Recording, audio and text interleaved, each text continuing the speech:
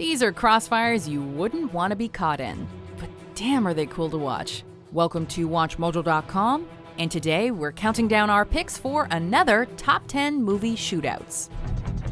This shit. I'm getting the bazooka. Before we begin, we publish new videos every day, so be sure to subscribe for more great content.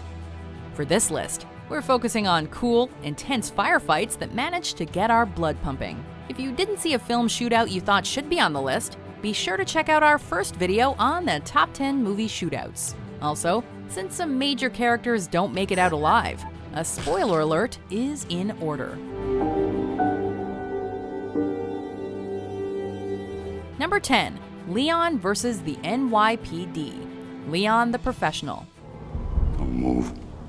Despite being surrounded by fully trained police, it's amazing how many Léon manages to kill. But you know, he is a professional.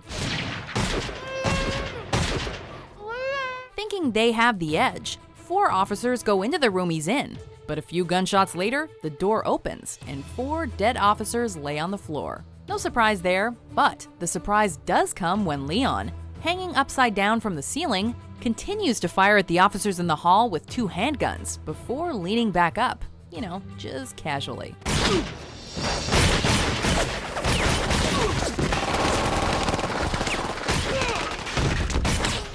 Number 9, Caught in the Middle, 2 Guns. Absolute mayhem is probably the best way to describe this shootout that happens near the end of the film. Stars Denzel Washington and Mark Wahlberg are perfectly matched as the protagonists, and the film is bolstered by their often humorous interactions. Go ahead, I'll be right behind you. Don't miss. I never miss! However, they truly shine together when they're armed with guns. Violent and stylish, the final shootout has 3 different parties involved, with Denzel and Mark right in the middle of it. Livestock gets in the way, choppers crash to the ground, and vehicles filled with money are blown up, all in a day's work. Make it rain. Number 8, the final firefight, True Romance. 1, 2, 3. Quentin Tarantino's wild plots often culminate in epic shootouts, and True Romance is no exception. What starts as an intense standoff between cops and a film producer's bodyguards during a drug deal gets kicked up a notch when mobsters arrive at the scene looking for the stolen drugs. And it all goes pear-shaped when a pot of coffee is thrown in someone's face.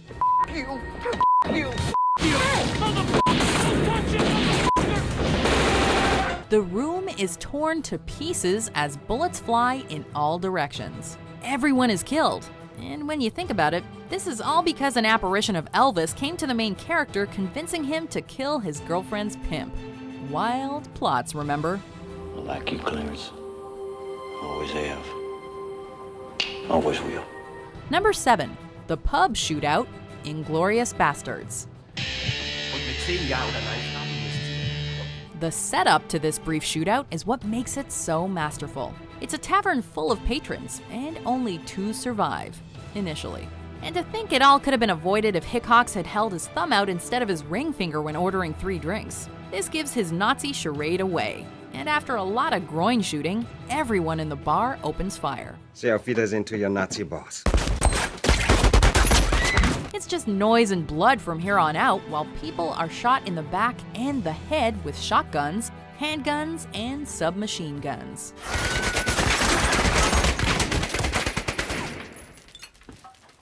Number 6, Do No Harm, Terminator 2, Judgment Day.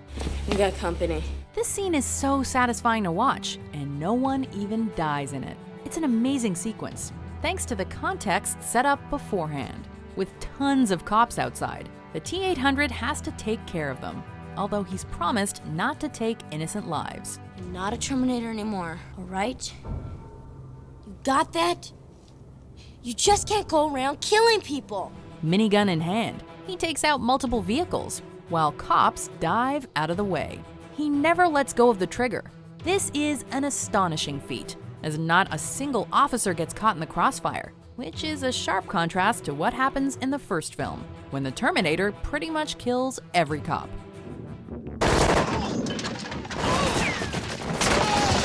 Number 5. The Nightclub Shootout, Collateral. The table towards the back is where it ends. Tom Cruise usually doesn't play the villain, but he just does it so well in this movie.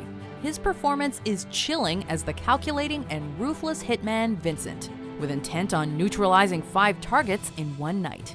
One of the marks is at a nightclub, and at this stage, the cops are onto what's happening. Caught between the police and the target's bodyguards, as well as other hitmen, Vincent begins to open fire. He expertly executes anyone in his path, while navigating through panicked clubgoers. Number 4. The Hallway Shootout, Kick-Ass. There's just something so entertaining about seeing a small child expertly and brutally kill about a dozen men. The hallway makes for an interesting setting, as Hit Girl needs to get to the other side, while also getting through a bunch of goons. Guns, butterfly knives, and even the bookshelves on either side of her are used to her advantage.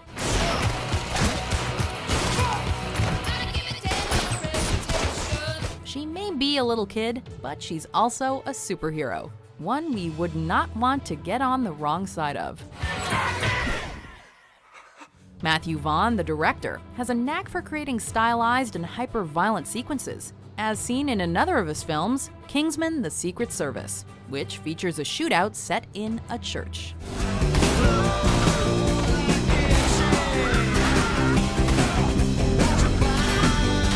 Number 3.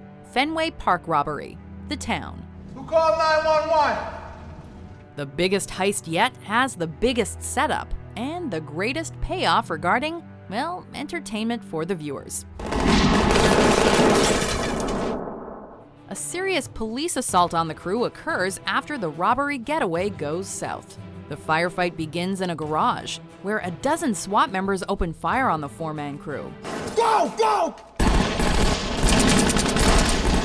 The way the camera shakes and the uncompressed sounds of the firearms make it one hell of an immersive sequence. It ends on the street when Jem, one of the robbers, runs out of ammo and is surrounded by police. Not wanting to go to prison, he lets them kill him. I surrender!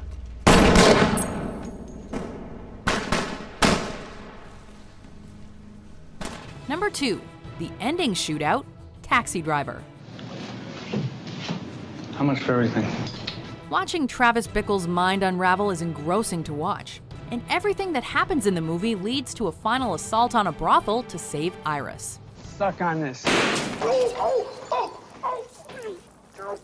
No exaggerated style is needed here, just realism and violence, as Travis guns down a pimp and 2 others. In the process, he is shot multiple times at close range, but still manages to finish what he started. In the end, he's revered as a hero for saving Iris, when only moments earlier, he'd attempted to and failed in assassinating a senator, which would have tarnished his name forever.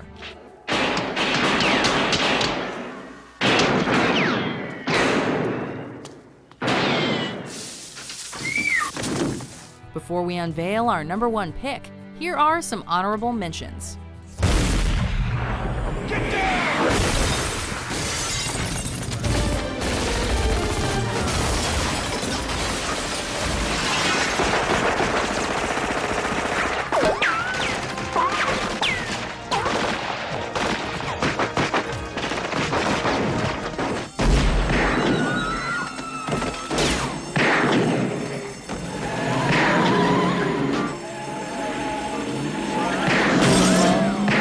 Number 1.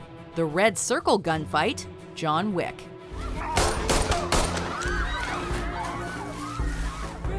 Combining precision and style with one hell of a body count secures this scene in a nightclub as one of the best shootouts ever made.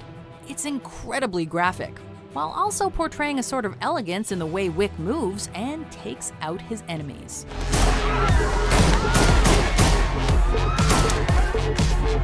With a great club track in the background and the choreography of a martial arts film, only, with guns, viewers are left with their mouths agape as body after body hits the ground, mere seconds apart. Meanwhile, Wick makes efficient use of the double tap, making sure his opponents do not have a chance to get back up.